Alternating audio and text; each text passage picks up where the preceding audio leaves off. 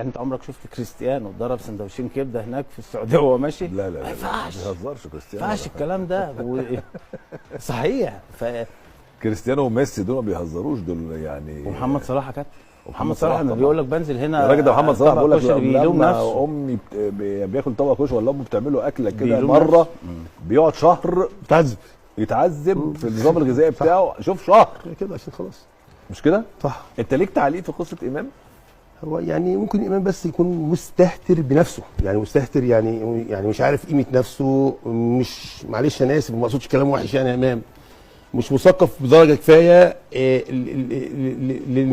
للمكان اللي هو فيها او المرحله اللي هو فيها. كابتن عبد الجليل بيقول لك منتخب، لا لسه امام ما عملش حتى بنقطه في منتخب. النادي الاهلي يعني انا يعني امام عاشور دلوقتي لو موجود 35% و 40% من فرقه الاهلي هو لوحده.